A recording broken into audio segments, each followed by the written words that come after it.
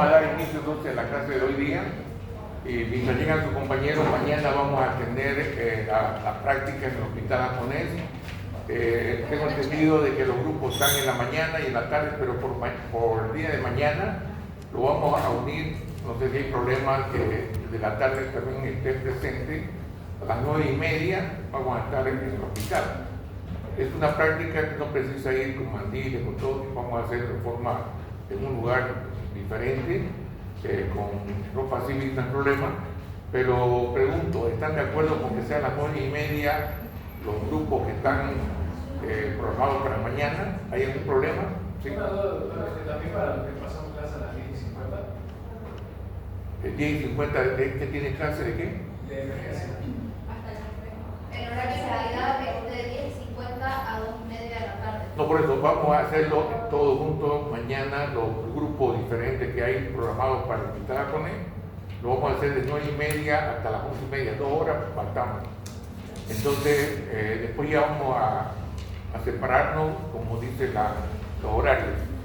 Entonces, 9:30, ¿están de acuerdo, no? No hay inconveniente para nadie. Entonces, nos vemos 9:30. Va a ser en la entrada de la consulta externa. Ahí, 9:30 nos encontramos a ese horario. ¿Listo? Bien, hoy día vamos a avanzar entonces en la atención inicial del paciente politraumatizado. Cuando se habla de politraumatizado, tenemos que considerar nosotros, en primer lugar, los términos. ¿Qué es un trauma? Muchas veces la gente confunde trauma con fractura, por ejemplo.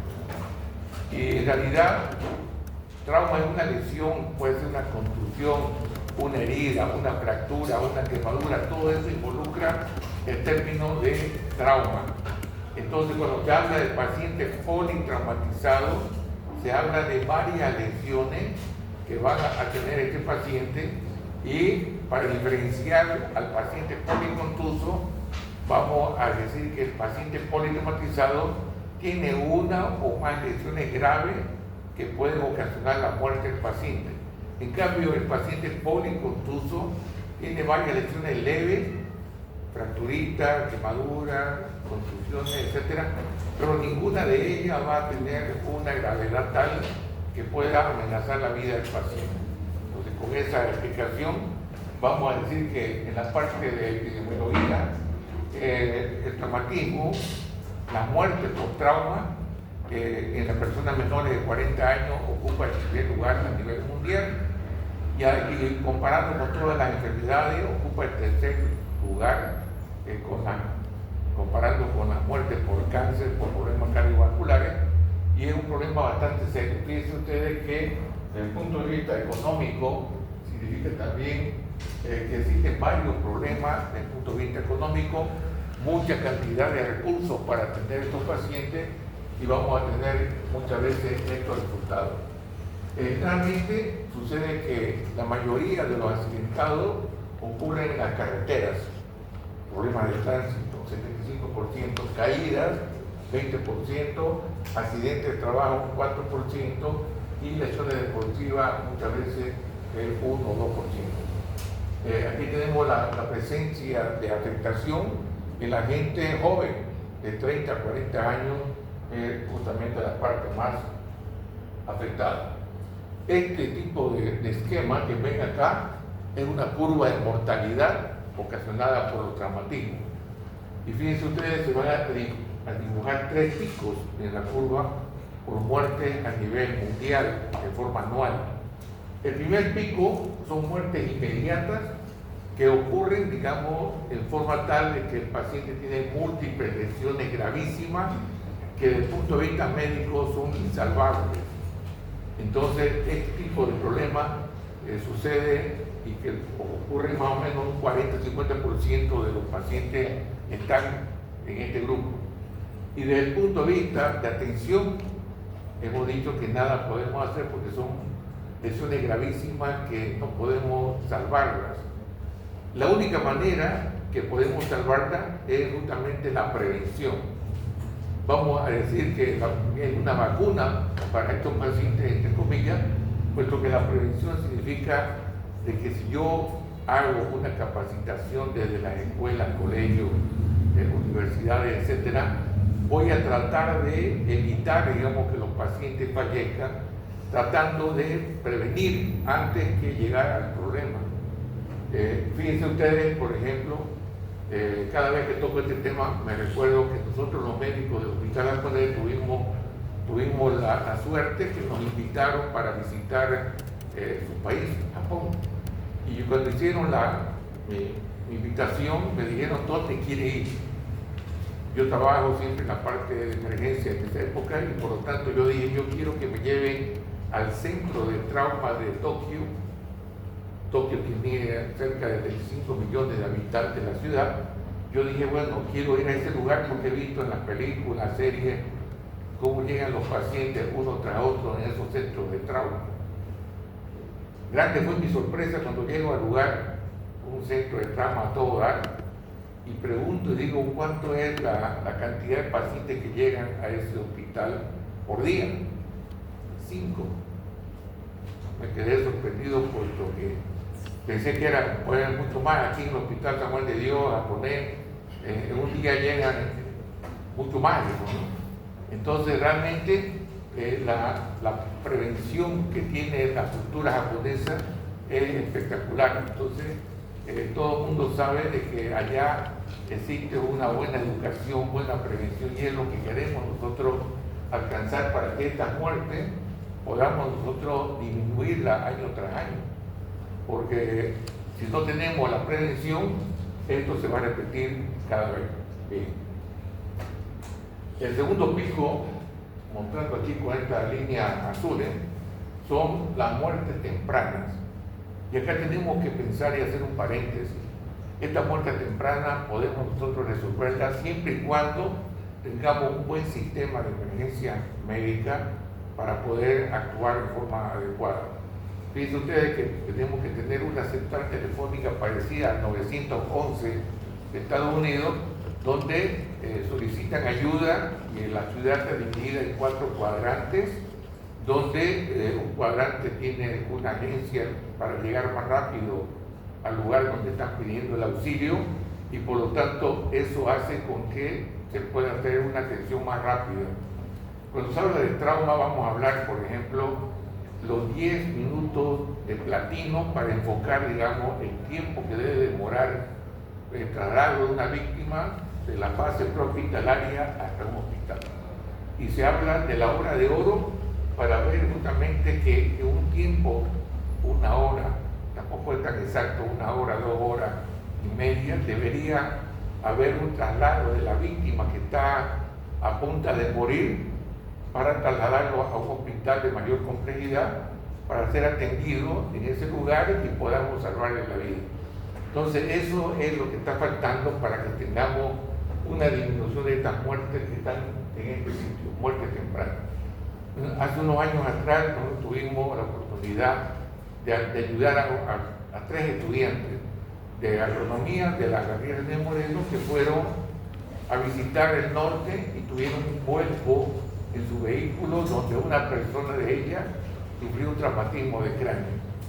Entonces de allá avisaron al hospital japonés que había este accidente y que pensaban referirlo a la víctima al hospital. Pero pasando por Montero hicieron la tomografía y se identificó un hematoma epidural que indicaba la tomografía. Entonces el traslado de Montero hasta el hospital se mantuvo en 1 hora aproximadamente, y se esperaba en la emergencia del hospital japonés. El equipo de emergencia se lo atendió, pasó al quirófano con el especialista, el neurocirujano, se intervino quirúrgicamente ese hematoma y después del quirófano pasó a la terapia intensiva. Ese estudiante tuvo 1 semana en la terapia intensiva y tuvo alta sin ningún problema de déficit neurológico ni nada. Fue una atención espectacular, por eso le digo que este grupo de muertes tempranas no debería morirse siempre y cuando tenga la ayuda correcta de estos pacientes. Las muertes tardías suceden en esta última curva, en la cual son pacientes que infelizmente van a llegar vivos al hospital, se atienden, pero van a complicarse con infecciones y van a morir por sepsis, y van a morir por falla de órganos. Y por lo tanto, esto sucede cuando el paciente, por ejemplo, es atendido pero tiene una broncoaspiración. Esa broncoaspiración va a provocar una neumonía química, después se va a transformar en una neumonía bacteriana, en sepsis, etc. Y también hay otro término que ustedes deben conocer seguramente, que es la traslocación bacteriana. ¿Alguien me puede decir si conoció el término de traslocación bacteriana? A ver. Las mismas bacterias migran de un lugar de infección hacia otro. Sí. Ejemplo. Ya, sucede lo siguiente. La traslocación, como dice tu compañera, son pacientes cuando están entrando en un estado de shock. Las bacterias saprófitas que están dentro del intestino, que son saprófitas, no hacen daño, se absorben y pasan al torrente circulatorio y se vuelven patógenas. Entonces esa circulación va a depositar infecciones por otro lado. Y estos pacientes que están acá van a sufrir justamente infecciones que aparecen en el transcurso de la atención y son pacientes que van a complicarse con un shock séptico, sepsis y van a fallecer con falla de órgano en los 14-15 días posteriores. Entonces eso también significa esta curva de muerte tardía. ¿Ok?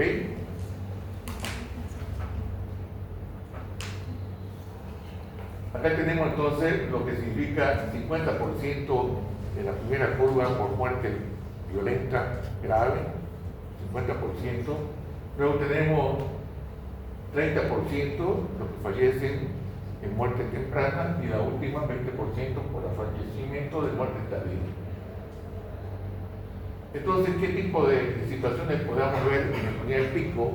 En mortalidad van a morir por un traumatismo severo con exposición de masa encefálica, lesiones medulares por encima de la C4, lesiones cardíacas, grandes vasos, donde prácticamente en el momento del accidente la gente que está ahí solamente son testigos de ver un paciente que está falleciendo en los siguientes minutos. Entonces eso es lo que significa esta curva. Entonces cuando se habla de hora dorada, nunca vamos a decir exactamente la hora, porque en medicina 2 más 2 no son 4, a veces pueden ser más o menos, y por lo tanto tenemos que actuar lo más rápidamente posible y llevarlo al lugar que corresponda. El segundo pico, estamos hablando de, por ejemplo, ahí está la figura, un hematoma epidural, como fue el caso que comentaba, que puede ser atendido en las siguientes horas, pero el paciente va a quedar sin secuela y bien atendido. Entonces, eso es lo que se pretende en lo posible ver la forma. En las tardías son muertes por sepsis, que hemos dicho, y por lo tanto, eso es lo que corresponde. El concepto del trauma, aquí ya estamos hablando que es toda lesión física o daño corporal producido por una energía externa, sea por acción mecánica, técnica, química o por ausencia de elementos esenciales como el oxígeno.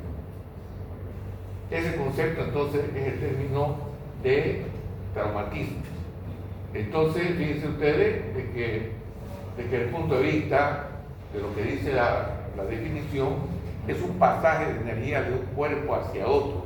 Si yo recibo un golpe de puño leve, de poca intensidad, seguramente voy a tener un edema, una contusión, pero si ese golpe que pueda recibir una energía mayor, por supuesto, yo puedo tener una herida, hasta una fractura, por la intensidad y la poca resistencia del tejido que está soportando esa energía. Entonces ese es el concepto que tenemos que pensar en traumatismo. Acá lo mismo hemos dicho que por traumatizado, más de unas lesiones, una de ellas puede ocasionar la muerte del paciente, ¿no?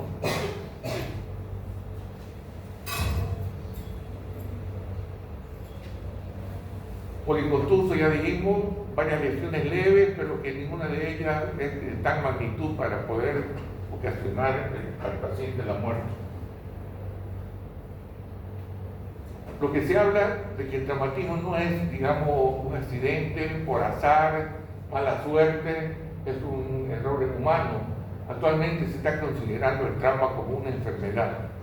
Entonces, y eso es interesante de pensar de esa manera porque vamos a tener nosotros un concepto mucho más metido en el tema, ¿no?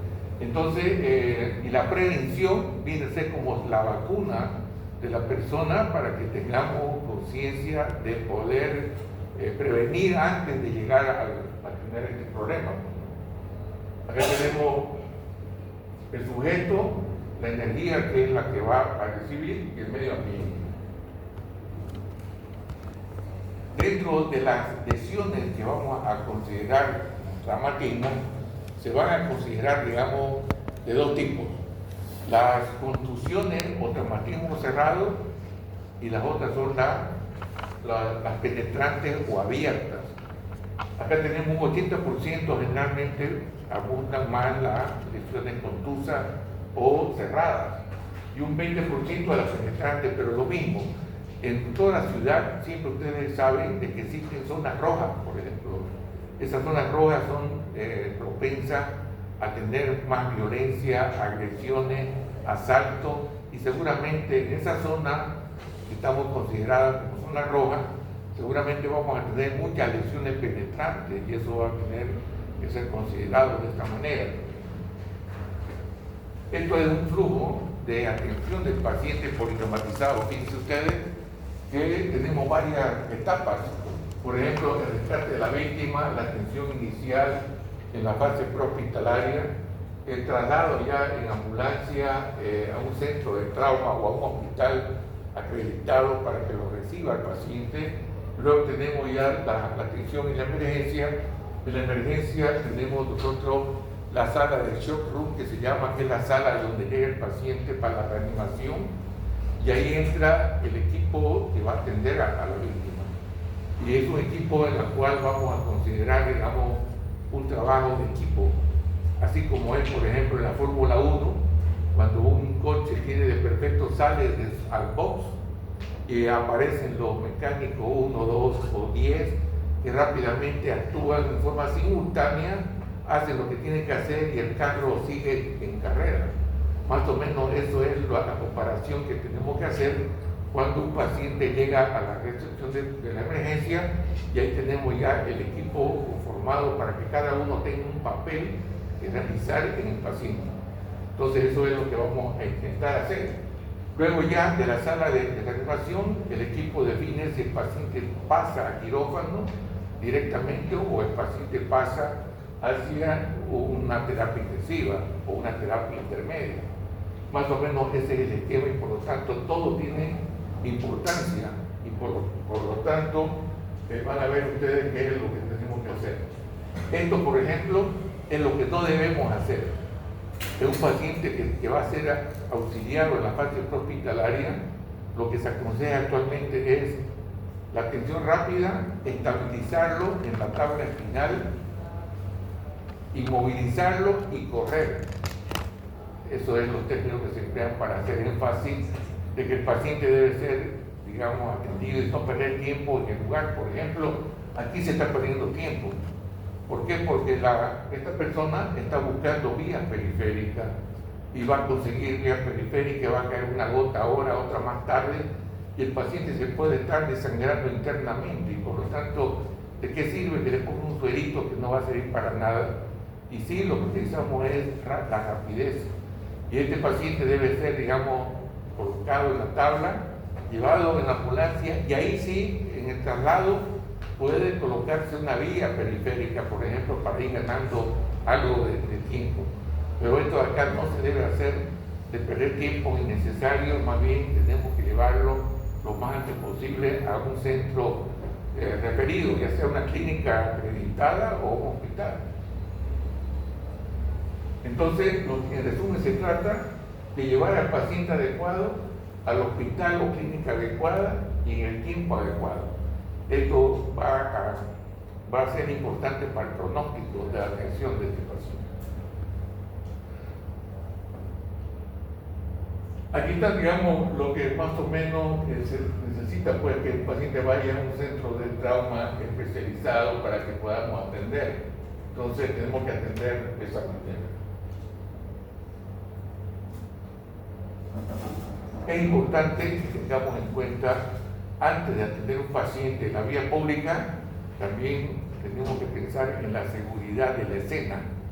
¿Qué significa esto? Significa de que yo no puedo correr riesgos de atender a una víctima en la calle si no tengo la precaución de cerrar ese tránsito a unos 50 metros, señalética para que alguien sepa de que ha habido un accidente y no podemos nosotros exponernos a que tengamos más heridos.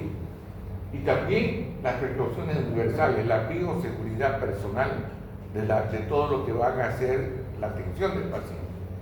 Toda secreción del paciente puede tener contaminación a la víctima que está, a los médicos, enfermeras que están atendiendo. Y aquí tenemos que observar que en todo contacto podemos contagiarnos de hepatitis B, de HIV, de tuberculosis, etcétera, etcétera. Y por lo tanto la bioseguridad debe estar siempre presente y evitar funciones, o sea, heridas por función, digamos, ¿no? Entonces, cosas elementales que el personal debe saber de cómo tenemos que precavernos, de evitar pues ese tipo de contaminación del paciente o la víctima hacia la gente que está atendiendo. Esto más o menos son ya la sala de shock room que se llama, es la sala donde llega al hospital los pacientes que van a ser atendidos. Ahí tenemos la distribución de medicamentos, de insumos, de tubos, de oxígeno, etcétera, etcétera, todo el material disponible que va a ser útil para la atención. El término del triaje tenemos que insistir que es la clasificación, la selección de pacientes y atención de acuerdo a mi recurso. ¿Qué significa esto? De que si yo tengo suficientes recursos, tanto médicos, enfermeras, insumos, drogas, etcétera, yo voy a atender, por supuesto, primero al paciente más grave. Eso sucede en los hospitales porque hay un histórico de saber cuántos pacientes yo atiendo por día y por lo tanto distribuyo los turnos de esta manera, medicamentos, insumos que no falten. Perfecto. Pero en la fase prehospitalaria, supongamos que esté una ambulancia cerca del lugar donde ha sucedido el problema, va a tener pocos recursos. Y si hay muchas víctimas, yo no puedo dirigir mis pocos recursos a un paciente grave, puesto que puedo yo tener mayor problema con los pacientes que están leves o moderados. Entonces, por esa razón que el chip del médico debe tener en cuenta este tipo de situación. Si yo tengo recursos, atiendo al más grave, pero si tengo pocos recursos, yo voy a atender primero al paciente potencialmente recuperable. Supongamos que son ustedes las víctimas, son cerca de 40, en la cual tenemos pacientes leves, moderados, graves y puede haber un óbito tremendo, puede ser. Entonces, el triaje tipo STAR, que es para la fase prehospitalaria con múltiples víctimas, entonces vamos a hacer lo siguiente. Se supone que después de haber actuado la policía o los bomberos en este accidente, dicen que pase la parte sanitaria a atender las víctimas que están ahí. Entonces va a pasar alguien con megáfono o con voz alta y va a decir lo siguiente: los que me están escuchando, los que puedan moverse por sí mismos, se levantan y váyanse a la puerta o a un lugar que voy a decir. Entonces de 40, seguramente 20 personas van a escuchar, se van a levantar y van a dirigirse al lugar donde están. Rápidamente ya hemos clasificado a los pacientes leves de color verde, en la cual van a estar ahí depositados todavía hasta que se defina algo más. ¿Quiénes quedaron? Quedaron los pacientes críticos rojos, quedaron los pacientes amarillos y quedaron seguramente un paciente que falleció. Entonces, ahí viene lo siguiente: ¿cómo yo sé que es rojo? ¿Cómo yo sé que es crítico?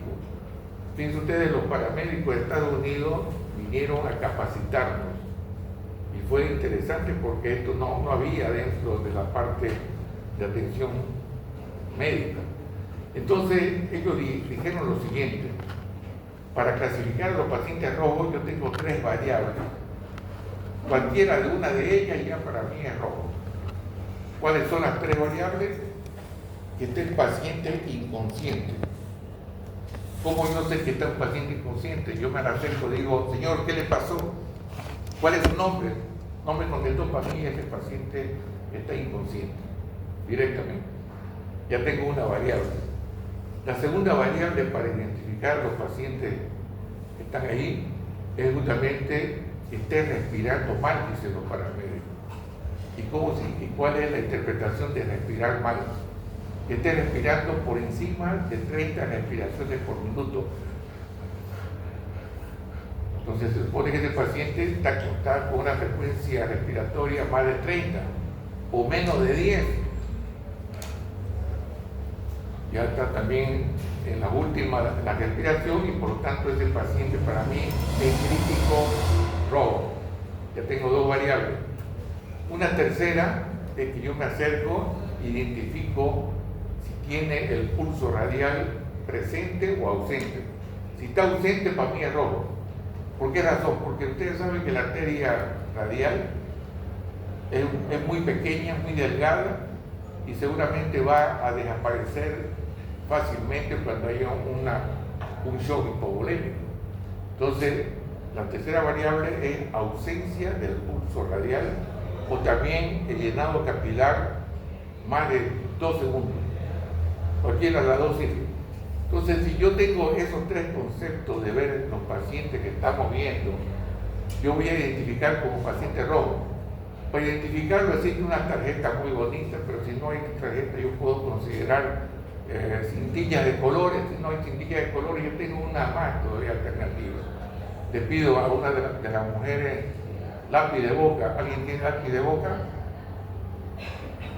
¿De las mujeres? ¿Nadie? ¿Nadie? ¿Usted tiene? Ahí tiene una, por ejemplo. O un marcador. ¿Para qué sirve eso? Para que yo identifique a los pacientes rojos con número 1 romano, a los pacientes amarillos con número 2 romano, un paciente verde, número 3 romano, y un paciente moribundo 0. Entonces yo identifiqué a los pacientes rojos, críticos, 1 romano, y digo ya a los voluntarios que están queriendo colaborar con sus tablas espinales, digo: me retiran a los pacientes que tienen en la frente el número 1 romano. Entonces ya el equipo formado por 4 personas en su tabla espinal van a buscar al paciente que está marcado con 1 romano, y esos pacientes van a ser retirados ¿dónde? Al lugar donde vamos a definir. Entonces con eso ya hemos vaciado un poco más a los pacientes rojos. ¿Y quiénes son los pacientes amarillos? ¿Quiénes son los pacientes amarillos? Los que están respirando bien, los que tienen pulso y los que tienen, ¿qué más? Conciencia. Están conscientes. Entonces son los pacientes amarillos que ya después, cuando acaben de retirar al último paciente rojo, se van a dirigir a sacar los pacientes amarillos. Entonces fíjense ustedes la facilidad de cómo estamos trabajando para retirar a la víctima. Y después vendrá a hacer un segundo triaje ya en el lugar, la ambulancia que viene de la ciudad con sus médicos, con todo, para ya evaluarlos a ellos del ABCD, todo lo que saben, y va a haber un tercer triaje cuando lleguen al hospital o a la clínica, que van a ser referidos. ¿Por qué? Porque un paciente rojo puede ser que en el trayecto ya no llegue con signos vitales y tal vez murió. Entonces ya no es un paciente rojo, sino un paciente negro. O puede ser que ese paciente categorizado como rojo llegó mejorado y ya no precisó ser rojo, sino amarillo. Entonces de esa manera se va distribuyendo. ¿Y dónde van a ir los pacientes rojos? A los hospitales del tercer nivel, los pacientes amarillos a los segundos niveles, y los pacientes verdes a un hospital de primer nivel para observarlo 24 horas, puesto que es muy importante que la gente observe, porque puede ser que mejore.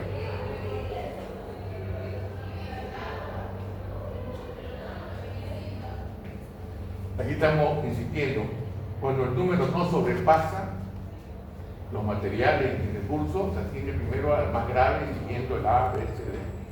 Cuando sí sobrepasa, se atiende primero al paciente que tiene mayor posibilidad de sobrevivir. Se asegura la escena, lo que hemos hablado, pedir a toda persona que pueda salir, etc. Y esto es un esquema que se ve. Esta es la famosa tarjeta de triaje.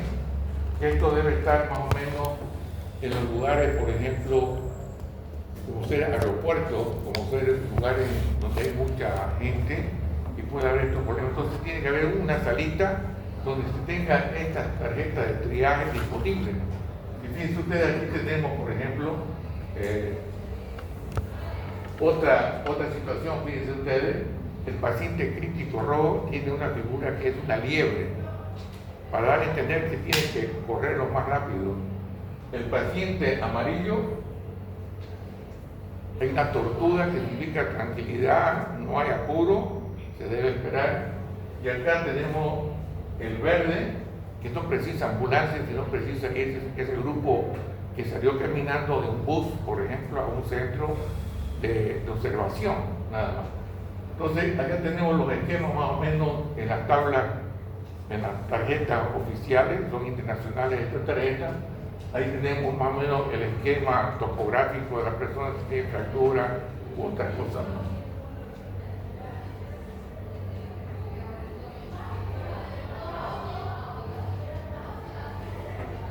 En la fase prehospitalaria, el transporte se hace por ambulancia, por helicóptero o avión. ¿Cuándo está indicada el transporte por ambulancia? Cuando la distancia es hasta 150 kilómetros, más o menos, para recibir a la víctima. Pero cuando pasa más allá, mucho más alejado, el transporte debe ser por avioneta, que es lo que más están en este momento recibiendo, o alguna vez helicóptero, ¿no? Que puedan trasladar a una persona que está metida en un precipicio, etc. En esta fase no se debe utilizar toniquete, pero sí toniquete actualmente es útil cuando hay un sangrado importante, que eso lo vamos a ver después. Y tampoco se debe utilizar pinza a ciegas buscando prohibir la hemorragia, eso está proscrito. Y tampoco en esta fase está prohibido retirar un empalamiento, digamos. Todo objeto penetrante se lo debe proteger hasta que llegue al hospital o clínica para evitar que yo antes de tiempo retire, va a haber un sangrado incoercible, por lo tanto no es correcto.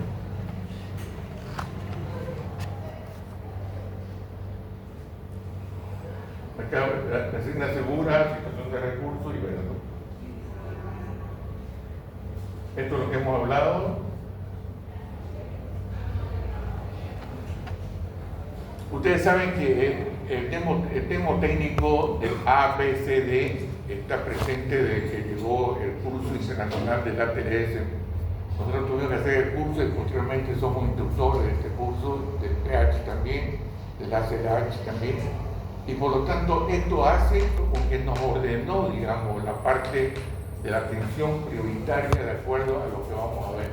El A significa vía aérea, que esté libre, que esté abierta, que no haya obstáculos, placas dentales, sangrado, tenemos que aspirar seguramente.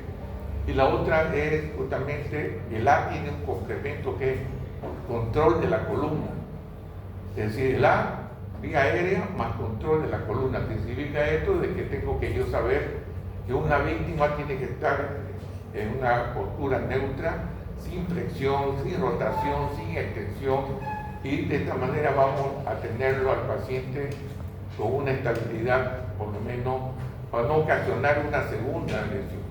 Por ejemplo, un traumatismo de cráneo puede estar afectada las vértebras cervicales, y si yo no tengo cuidado y lo alzo de esta manera, el paciente va a quedar con una hiperextensión y yo voy a provocar por descuido un problema. Es importante entonces que tengamos en cuenta el control de la columna en la vía aérea más control de la columna. ¿Qué es la B? La B significa que tengamos buena ventilación. ¿Y qué puede afectar una ventilación adecuada? fractura neumotora, hemotora y todo aquello puede afectar y por lo tanto yo debo identificar y dar solución al problema para no dejarlo de lado y paso a la siguiente letra. Entonces tengo que yo identificar lesiones, dar soluciones para que pueda pasar a la siguiente letra. Entonces estamos hablando de la B. ¿Qué significa? La C significa circulación y por lo tanto yo debo prohibir las hemorragias externas, poner vías ya en el hospital para ver, de mantener, digamos, al paciente seguramente con soluciones cristaloides, sangre o plasma, etcétera. Eso podemos ver. ¿Qué es la D?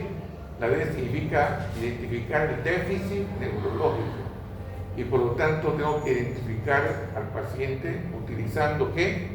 Utilizando la escala de Comas de Glasgow. La conocen, me imagino, hasta ahora la escala de Comas de Glasgow, que verifica 3 áreas, ¿no? Apertura ocular, la mejor respuesta verbal y la mejor respuesta motora. Perfecto. En la D no solamente la escala, sino hay que ver las pupilas para ver si son iguales, isocóricas, si están desiguales, anisocóricas, si están midriáticas en un solo lado, etc. Y eso me da motivo para que yo tenga la idea de cómo se encuentra el paciente. Después ya vendrá la E, que es una exposición del paciente para ver justamente toda la parte del cuerpo. Y esta revisión primaria, tengo que pedir algunos estudios de radiología y laboratorio. En la radiografía tengo que pedir 3 placas obligatorias, simples. Cervical lateral, de tórax en AP y pelvis en AP. La parte del laboratorio, tengo que pedir lo básico, hemograma, hematocrito, permanecido de control, y el test PAC obligatorio para las mujeres que están en periodo de posible gestación. ¿Por qué razón? Porque toda paciente que llega y pueda estar embarazada, yo tengo que prevenir el uso de radiaciones que puedan afectar, digamos, al producto, y tengo que también yo utilizar ciertos medicamentos que no tengan contraindicación por el embarazo. Tengo que saber eso. También se pide la alcoholemia y otros estudios para que tengamos un registro de estas víctimas que llegan, porque los seguros están atentos para no pagar el seguro, por ejemplo, de seguro de transporte. Entonces tenemos que saber utilizar esos medicamentos, esos estudios para tener un reportaje adecuado. Después ya vendrá la revisión secundaria, que es el estudio pormenorizado por regiones, utilizando la inspección, palpación, percusión, auscultación de toda la parte que corresponde, la cabeza, la parte del cuello, tórax, miembros inferiores, miembros superiores, y de esta manera yo hacer un estudio pormenorizado por región. Tengo que saber que la parte posterior tengo que hacer un giro de 90 grados y verificar la parte posterior también para utilizar un examen físico más completo. Todo paciente ya que está en esta fase, yo tengo que poner la sonda nasogástrica y la parte urinaria. Ustedes saben que todo tiene su indicación y su contraindicación. Por ejemplo, la sonda nasogástrica no se puede colocar en pacientes que están con fracturas nasales o de la parte del macizo facial, pero sí tengo que colocarla por la vía orogástrica. Lo mismo pasa con la parte urinaria. Cuando hay sospecha de fractura pélvica, puede estar dañada la uretra y por lo tanto tengo que tener cuidado de no colocar a ciegas una sonda vesical, sino tengo que descartar si está dañada o no está dañada y por lo tanto tengo que hacer una uretrografía retrógrada. Pareciera algo complejo, pero eso es de colocar un catéter, colocar una sustancia contrastada, un líquido, y hacer una placa simple y verificar si está o no está dañada. Si está dañada, yo me abstengo de colocar la sonda y en esos casos indica la talla vesical. ¿Saben lo que es una talla vesical? ¿Nada? La talla vesical es justamente la colocación de una sonda por la sonda hipogástrica, por punción o por una pequeña cirugía que va a colocar la sonda a través de las paredes de la vejiga, para que el paciente orine por esa sonda, puesto que está dañada la parte de la uretra y por lo tanto tiene que estar con ese tipo de procedimiento. ¿Por qué no se hace esto? El paciente va a tener un globo vesical que va a ser incómodo para el paciente y por lo tanto esa incomodidad no le va a permitir estar tranquilo. Y más que todo, en estos casos, lo que es necesario es controlar la diuresis horaria. La diuresis horaria usted tiene que saber que es una cosa simple de controlarlo. De un paciente adulto se utiliza 0,5 ml por kilogramo de peso y por hora, el paciente adulto. Un paciente pediátrico utiliza 1 ml por kilogramo de peso y por hora, y un menor de 1 año 2 ml por kilogramo de peso y por hora. Ese tipo de situación es tan simple y barata que yo debo saber si está orinando adecuadamente o precisamos darle mayor aporte de líquidos. Entonces eso es importante que ustedes lo vayan asimilando, porque esto de aquí para adelante lo vamos a utilizar seguramente, y saber controlar a un paciente si está bien hidratado o no está hidratado bien. ¿Ok? Nos quedamos aquí entonces y vamos, entonces mañana todos los grupos nos vamos a montar a las 9:30 en el Hospital Aconés, en la zona de entrada de la consulta externa.